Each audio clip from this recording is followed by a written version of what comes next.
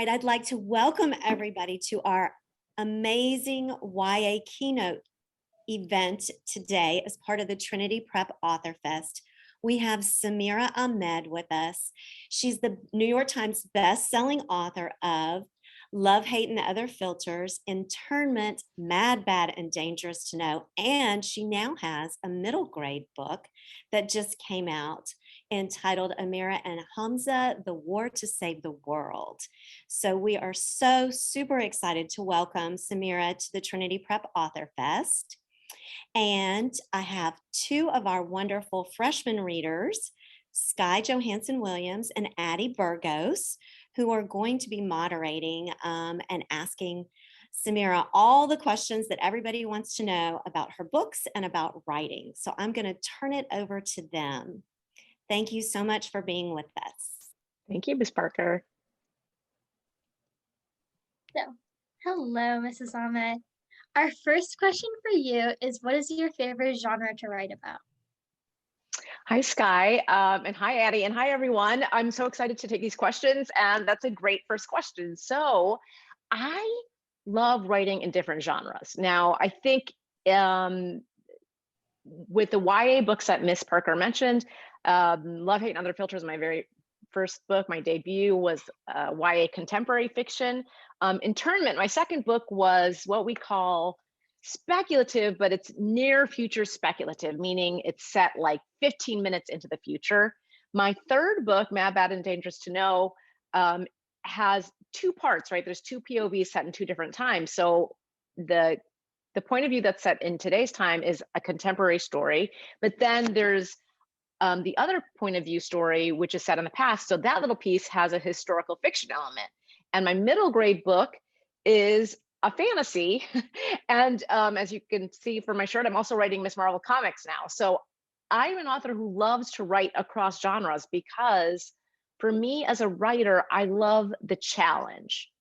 And I love experimenting with different forms and different genres. And that's the way that I can also learn, because as a writer, you're continually learning as you write. And when I am writing in a new genre, it's something that I will then try to like read other books, you know, in that genre and kind of study it a little bit. And I just love being able to challenge myself and grow as a writer. And that's one way I can do it. So that wasn't a very short answer, but you get the sense that I like to write a lot of different things. I like to push myself. You had mentioned like reading other books when you're writing a new genre. Do you have like a favorite genre that you just like to read for like your own comfort kind of reading? Mm-hmm. So for comfort reading, I guess I do tend towards more contemporary works. And I do like historical fiction a lot. One author who writes YA historical fiction I love is Stacey Lee.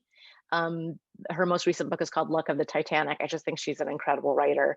But I love reading a lot of contemporary books, or I like reading speculative books too, you know, in this sort of sci-fi genre, but not, how can I put this? Speculative books that are sort of set in just the near future, kind of like what I did with Internment. So I also read across age groups. So I will read middle grade, I'll read young adult, and I'll read adult. So I think I'm kind of what you'd call like a mood reader. Mm-hmm. So I will kind of, Sky, you're like nodding your head. Are you a mood reader too? Yeah. Sometimes where you're like, well, I just want to read like a romance right now, or I want to read something like that's kind of gritty, or I've been really into mysteries and thrillers lately. Do you guys read mysteries and thrillers? What, Sky, were you about to I'm say? more Yeah? into like dystopian kind of things, but yeah, I mean, I like dystopia too. I mean, Internment is a dystopia, so I like reading a lot of that as well.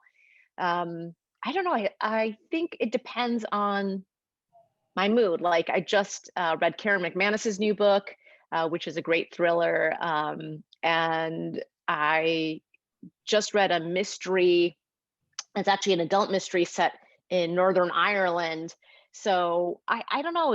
I like reading a variety of things, and it depends on my mood. But I'm also somebody who will reread and rewatch like all the Jane Austens, because that's like definitely a comfort read. Like for me, Persuasion is the best. I love the book, the movies, everything. So you mentioned transitioning from writing like young adult literature to more so like a middle school you're working on. You said a middle school fantasy. What was that transition like? Mm-hmm. So so my middle grade book was my most recent book, Amira and Hamza, The War to Save the World. And this year I actually have 2 books coming out. One is actually a YA thriller, and the other one is the sequel to the Amira and Hamza middle grade fantasy. So I have 2 books coming out this year.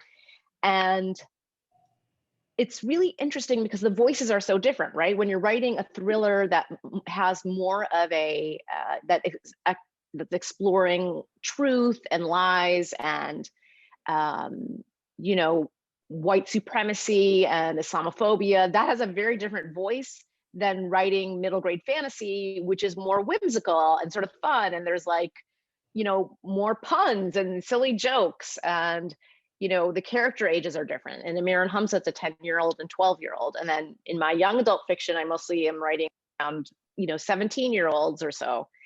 So the big transition is voice. That's the most important one. Obviously, when you're writing in different genres, you're also writing, you know, different world building, but getting the voice right is the most important. So writing a 17-year-old is very different than writing a 10-year-old. And I try to make sure that I'm writing that authentic voice. And I do that in a few different ways. One is by reading in that age group, and also by listening to people that I'm around. So in my neighborhood, there happen to be a lot of kids, and I try to listen in. This is kind of an author secret, but if you're around authors, they will eavesdrop on your conversations because I like to listen in on what young people are saying. So this summer, you know, despite COVID, people were outside a lot, even though we weren't gathering inside at homes.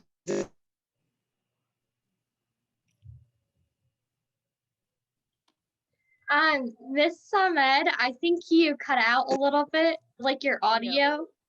Talking about things that were important to them or what was going on. So People's conversations. Mrs. Ahmed, you kind of like your audio cut out, like entirely when you're answering that question. Do you want me to redo it? That would be nice, please. And okay, so you. let me do this. I'm going to do one more thing. You guys, I'm so sorry that happened. Georgia, I apologize. And I'm sorry that you're going to have to edit this piece out, but I'm going to just do one more. Georgia, is it okay if I just do one more Wi-Fi adjustment to try to make sure that doesn't happen again? Okay, I will do that. You guys, I'm so sorry. Also, I'll try to make my answer shorter because what the heck? Hold on, give me a sec.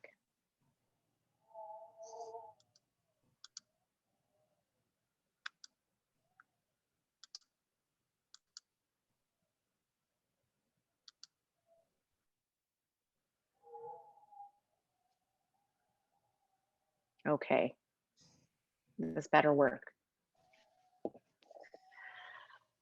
All right, do you want to take that one from the top, Georgia? Is that how you want us to do it? Yes. Okay.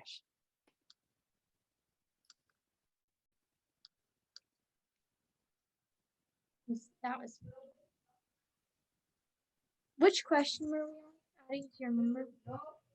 The change of. Oh, the transition. Okay. Mm-hmm. So we were talking. Samira, can you please, Miss Ahmed, can you please tell us about your transition from writing young adult literature to middle school fantasy? Definitely. Well, there are obviously 2 very different age groups, and also moving from contemporary to fantasy is very different. And, you know, both of those have different kinds of world building. But I think the most important thing to pay attention to for me was voice. Because this year, for example, I have both a young adult thriller coming out and the sequel to Amira and Hamza, which is the middle grade fantasy. And I was basically writing those 2 almost at the same time. So I had to make sure that I'm writing a 12-year-old like a 12-year-old would sound and a 17-year-old like a 17-year-old would sound. And so those were things that I had to pay pay close attention to and things that I was looking at specifically when I was doing my revisions. But one of the ways that I help keep that voice right inside my head is both by reading in those age groups, so reading middle grade fantasy or middle grade generally, and then reading YA thrillers and contemporary, but also by listening to young people in the world around me. And authors will eavesdrop on you. I'm sorry to tell you guys this, but it's true. You never know when an author's around, because if I'm having coffee somewhere and I'm hearing a conversation that seems sort of interesting, suddenly my ear is attuned to that conversation. And in my neighborhood, I'm lucky enough to have a lot of young people. And so especially this summer, last summer when we were outside a lot because of COVID, we weren't inside, but the kids in the neighborhood were all just playing together on my street. And I was just sitting on my porch, drinking my coffee and listening to all of the things that they were talking about. And that helped me sort of build that voice, the voice of those middle grade characters, because to me, voice is the most critical thing to get right first. And then the rest of it happens around that.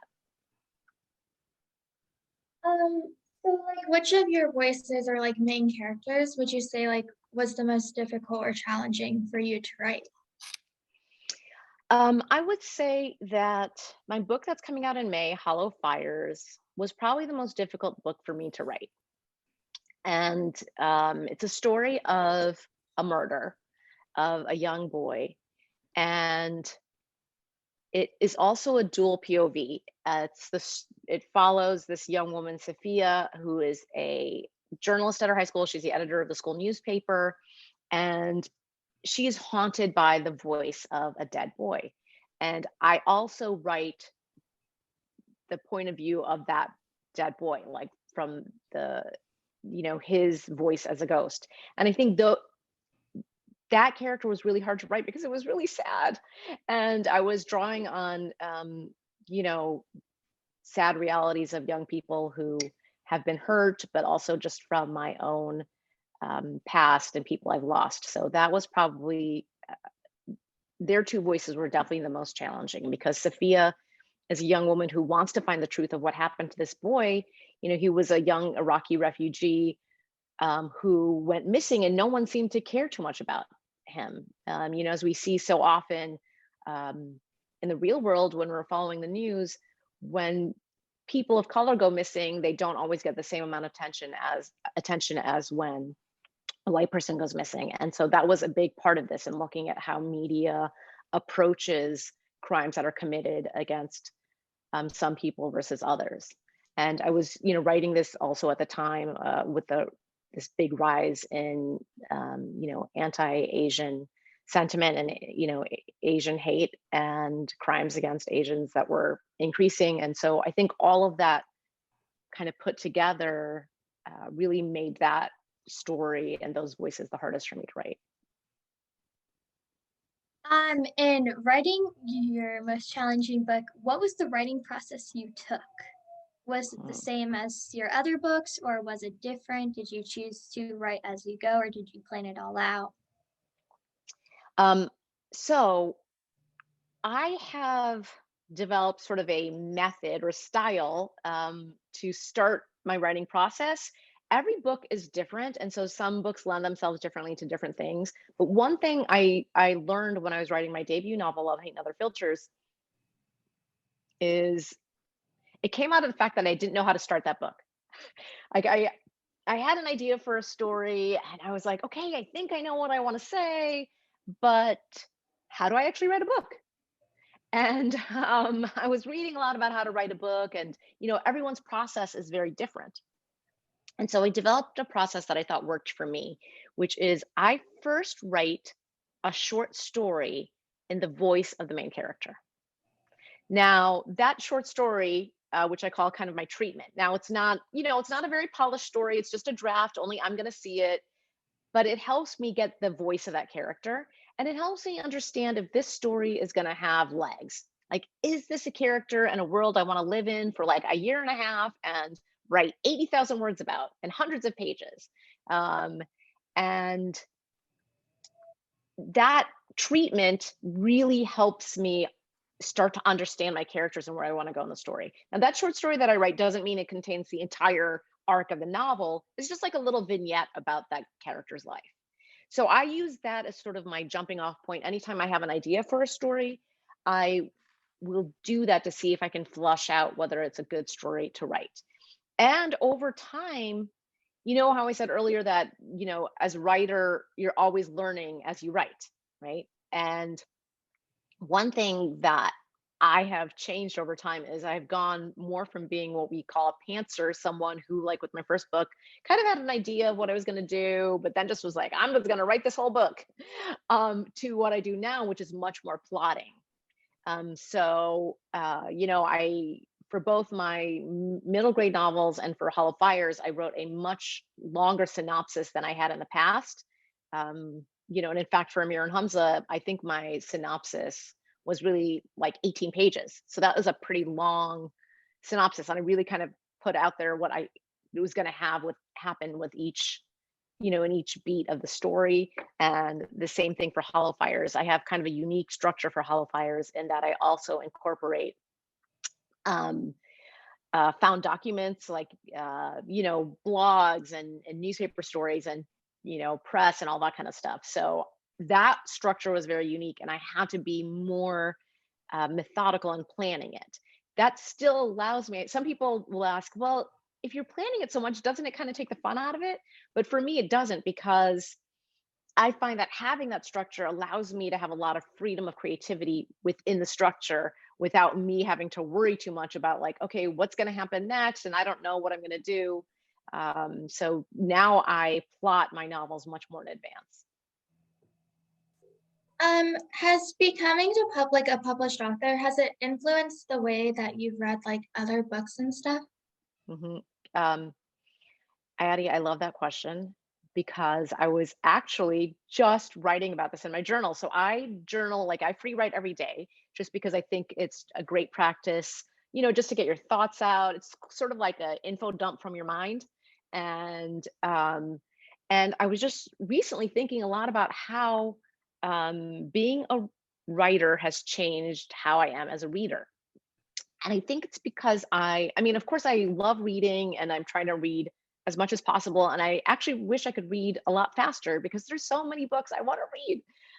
But I find that now as I'm reading, I am bringing a sort of analytical eye a little bit more to the books as I'm reading. And I'm also more appreciative of all the cool things that the author is doing.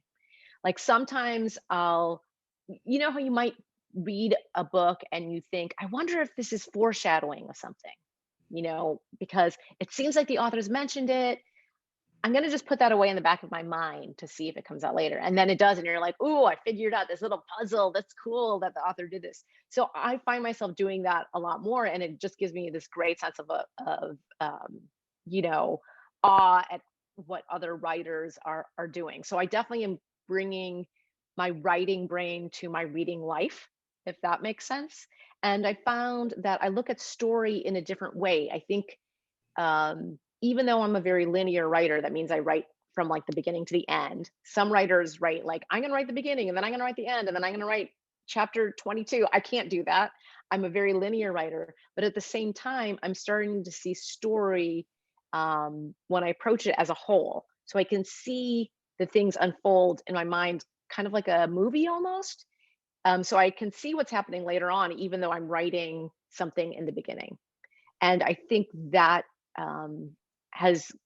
that relationship between my reading and writing is something that I've seen change over the last few years. And I think it's actually pretty interesting for me. Plus it allows me to, then when I reread books, I sometimes, I love rereading things sometimes because you can bring a different point of view to it, and you're reading from different times in your life. So for example, say like you pick up a book that you loved in 6th grade. Like a book that I loved in 6th grade was The Westing Game. Did you guys ever, have you read that? And I just reread it about, I guess like 2 years ago. So I'm a lot older than 6th grade, like a lot. And so now I'm reading it in a different way. Like at the time that I read it, I was like, wow, this is so cool. And now when I'm reading it, I'm thinking, wow, this is so cool. But I can see how the author has created this amazing puzzle and mystery for the reader to solve. You did mention being able to pick up on like specific literary devices when you're reading, for example, foreshadowing. Do you prefer to use specific literary devices when you are writing? I haven't even really thought about that. You two are asking me very intriguing questions. I like it very much. Um, well, I think that as I'm plotting, I mean, I think we all use tropes, right? Those tropes will be things that you might see in a lot of books, but that writers approach in different ways. So, for example, um, enemies to friends. That's something that you might see in a lot of books, right? Or, but every author who's using that might be using it in a different way. The chosen one narrative. You know, the young person who's fighting back against the system, which you probably see a lot in my books. So I think I am using those tropes, but I try to use them, you know, every author approaches it in a different way. I think for specific devices, you'll probably find, especially because I'm writing a thriller, there's going to be like little breadcrumbs, you know, those little bits of foreshadowing that maybe seem like they're nothing that obviously become important later on. So I definitely use I use a little bit of that device, and I probably am using some types of irony, including dramatic irony. So in my first book, Love, Hate, and Other Filters, dramatic irony, which is when the reader knows something that the main character doesn't, right? And I was writing that book in first person, and I wanted the reader to know something that my main character Maya didn't. But if you're writing in first person, that's really hard. So I created a second point of view um, that was written in third person. So that would allow my reader to be in on something that the main character, that the protagonist wasn't. So I guess for each book, I will use different things that I think are important to that narrative. Would you say like you mentioned using tropes and stuff, but do you also use stereotypes, like the typical high school stereotypes of like the cheerleader and the jock? Do you ever let those like impact your books? Well, I think what's interesting about stereotypes is kind of turning them on their head a little bit. So in my first book, I had a quarterback in there, the jock or whatever. But I actually had my main character have a stereotype sort of mindset about this quarterback. And then she found out that she was wrong. And I think it's, I like doing that because I think it's important as for us as people, but also to show with my characters, people who can grow and, you know, think about how maybe the way they imagined someone or a situation was really wrong, like being open-minded enough to see a person for who they are. So I do incorporate some of those stereotypes, but I like to turn them on their heads because I do think that's important. I think it's important to be open to being wrong, right? I think a lot of young people now are familiar with the phrase growth mindset, right? And I think that is something that I like to show in my characters. And part of that growth mindset is about, you know, understanding, yes, you've messed something up or you failed in something or you understood something the wrong way, but not letting that completely stymie you. Instead saying, okay, yeah, maybe I did this wrong, or maybe I misunderstood this, but I'm going to learn from this and see how I can apply that to the next thing. So I try to have that work with my characters too. I think young people are actually particularly good at that. In talking about stereotypes, what is the best way, do you think, to bring attention to stereotypes in stories to educate readers without that being like the main attention grabber? So it's like a side issue. Well, so I think in some of these examples I just gave, I think that's a little bit of it, which is you want to have a character that grows, right? It's not an interesting story if the character starts like at point A and still is at point A at the end. Because as humans, even just across a single day, we might grow, we might change our minds, we might learn something new about someone else, about our world, or about ourselves. And I think that's the most important way that you can incorporate that. So Sky, when you're saying, you know, you don't want to, I mean, I used to be a high school teacher, And one of the things I know is very true is if you say to a student, like if you give them like, here, take this book and you will learn a lesson from this book. I mean, I personally as a reader, I'm automatically turned off by that because that's not that interesting to me. And when I was a kid, there used to be, honestly, maybe that still existed. There used to be these shows called after school specials. And they were all these like TV shows, but each of them had a very important moral at the end that they were trying to get at. But it was so kind of obvious in a way, and it didn't. I felt like, wow, they're not appreciating that I'm actually smart and don't need to be hit over the head with this hammer of this lesson. And so I try to. That's something I try to consider is that my audience, the young people that I'm writing for, are incredibly smart and are very capable and understand the world in a lot of ways that I think adults don't give young people credit for. And I want to respect my reader and respect their intelligence. So I try to make sure that I'm not, you know, saying like, okay, like trying to grab the reader and say, look, see how obvious this is? This is something that you should know, because nobody likes that. And it's kind of an insult to the reader. So if I have those elements in my book, I try to make it an organic part of the novel. And I also have parts of the book where somebody doesn't learn something, because that's also reality. I mean, ideally, my protagonist is going to grow, but there's all these people around her. And some of them are going to have that growth mindset, and some of them are going to have closed mindset, because that's the world we live in. Do you believe that it's important for like a story's protagonist to be a role model? Not necessarily. I think that there can be problematic characters, and I think there should be. And I don't write my characters thinking this person is going to be a role model. I write my characters thinking this is just who the character is. And I want this character to be as real as possible. So my characters sometimes make bad choices. Sometimes those choices they make come back, to bite them. Sometimes they misjudge people. Sometimes they, enter a situation without thinking about it and what the repercussions could be. I just think it's important to write those characters as real as possible, because I want all my characters to be three-dimensional, not just the protagonist, but all of the characters.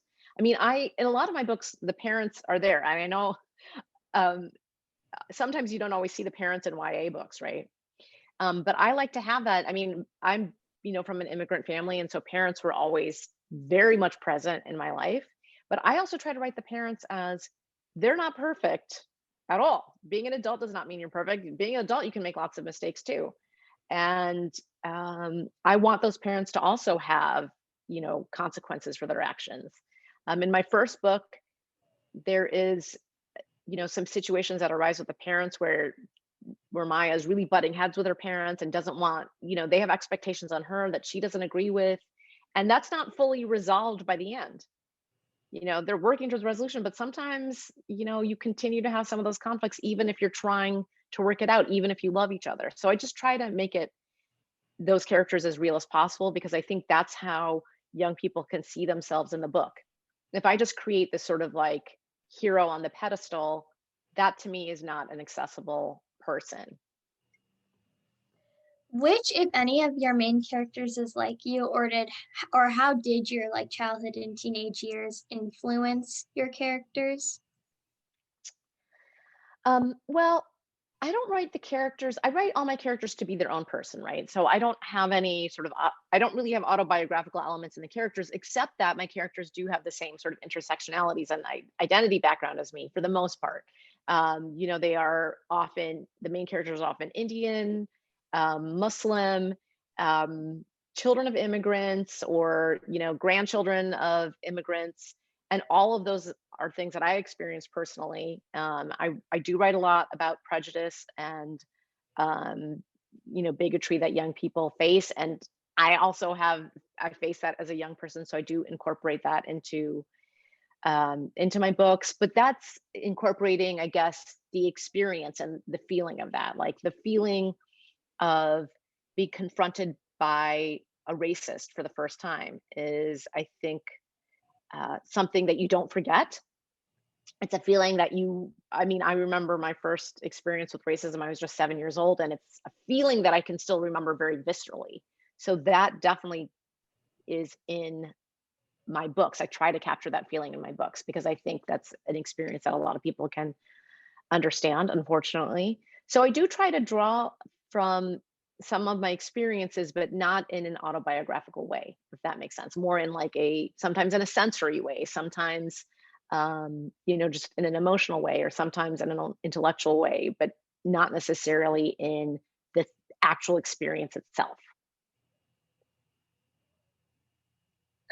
Do you think that the idea of judging a book by its cover influences your like input that you get on a cover? Yes, I think it does. I mean, I think, we always say don't judge a book by its cover, but honestly, that's how we judge books a lot. And I think I've been very lucky to have awesome covers. And I think that when we go into, say, a library or a bookstore, and you might not know something about a book, the cover is kind of what draws you in to try to pick it up. So I don't think the cover defines the book, but I do think, like with Internment, this is a cover I really love. And to me, when I see this cover, I kind of immediately know what this is going to be about, right? She has this hat that says resist on it. Clearly there's like a barbed wire fence, and there's just the title here, Internment. So I kind of get a sense of what that book's going to be about. And for my covers, authors don't get to design the covers. But we work with a bigger team to come up with the cover concept. And I'm very lucky that my publisher, Little Brown, gives me input, because obviously then my cover for a middle grade fantasy is going to be very different than my cover for a YA kind of dystopian bent novel. And I think ideally the cover is kind of a marketing tool to just draw your attention, and will hopefully, when you see a cover, you think, okay, that's kind of cool. And then you'll flip to, the back or the summary to sort of draw you in. And obviously that's, I think I'm probably drawn to covers just in the same way everyone else is. Also, it's just a super cool thing to work on, because you've written this story, and now your story is sort of coming to life visually. And now that I'm writing comics, I see that even more. It's really cool because I just write the script for the comic, and then I work with an artist to create both the inside art, but then the cover art too. And it's a more collaborative process. So we can go back and forth. And honestly, it is the work that artists do just is inspiring to me, and really just, I'm awestruck by it, because I just think, wow, I wrote this, and now somebody took that and made an image from this beautiful art. And I feel really lucky to be able to collaborate in that process at all. As you said, writing or designing a cover is a collaborative process. Are you more open for interpretation of the cover, so just kind of give the artist free reign and design what they think would work best, or do you have a specific layout or idea? I think it varies for every book. So when you're starting to get to the cover process, your editor will come to you and say, okay, we're starting to work on cover ideas now. Can you send us some images that you really like of other book covers? Or are there things that you really want on the cover? Or are there things that you don't want on the cover? And they will ask a lot of questions. So for example, one thing that I really like is I like illustrated covers a lot. And you can see that is in, a lot of my books are illustrated covers. They're not photographs. And I love that image. I think it's cool and kind of timeless. And I love having kind of a central iconic figure. So I'll put all those things in. And then the team will take it back to the artist, and then the in-house team and the in-house designer, and they'll come up with some ideas and send me things. And they'll say, okay, yeah, I think your idea was interesting here, but what do you think about this direction? And I think when you're coming to art, it is important to be open-minded, because I'm not, I'm not a visual artist. I'm not creating art that way. And I like to be open to other people's interpretations of it. I mean, sometimes you can have something more literal. Sometimes you can have something, that's more figurative on a cover. With Amira and Hamza, my middle grade fantasy, they did this really cool thing where there's a border and they have like little images from the novel incorporated in that border. For that book, I got a map, which is something that I always dreamed of, because when I was a kid, I loved reading books with maps. So I think when you're engaging in a collaborative process like that, and this is something I really learned also writing comics, is it is important to be open-minded. At the same time, you have to say there's some things that I'm really going to hold fast to. For example, okay, my characters are Indian, so they need to look Indian on the cover. I don't want a whitewashed cover. So there's some things sometimes where you really need to stick to your guns, and other times where you're like, you know what? I think that's a cool idea. Let's see how it would work. When you started writing the Miss Marvel comics, was it different as like opposed to writing your other novels like Internment? It was a very different process. And remember how earlier I said I love learning things as a writer? And I was a teacher, so that's part of that too, because teachers are also always learning. Learning to write comics has been such a cool experience because I did not know at all how comics work. I had read comics before, but I had no idea what to do. And so Marvel gave me kind of a 101, sort of a crash course in how comics work. And I also learned by reading a lot of comics, and you also learn by doing the job, so it's just, for example, like if your teacher's telling you to write an essay, and maybe it's the very first essay you've ever written, or maybe it's the first essay you've written about a particular kind of book, or maybe it's an essay in science and you haven't written an essay in science before. You're also learning by the process, right? So you're gonna write your essay, you're gonna plot it out first, you're gonna write the essay, and then hopefully revise it and edit it. And all of those steps are part of the learning process. And for comic writing, it is a much more collaborative process, but I'm writing a script, not a novel manuscript. So a script is literally like, I'll say page 1, and then I'll say panel 1. And then I have to describe all of the art that I think should be in panel 1. And, if I'm writing, say, a comic with Addie and Sky, then I might say, Addie and Sky are on Zoom together. In Addie's background, we're going to have X, Y, or Z. In Sky's background, it's going to be this. They're both going to be wearing black t-shirts. But then I also have to describe their expressions. Like I might say, Addie has a big smile. Sky it looks wide-eyed in surprise. So you put all of those things in, and the emotions and all of that, and then you have to write the dialogue, or whether it's a caption, like just what the character's thinking. And then the artist takes all of that and creates the panel. And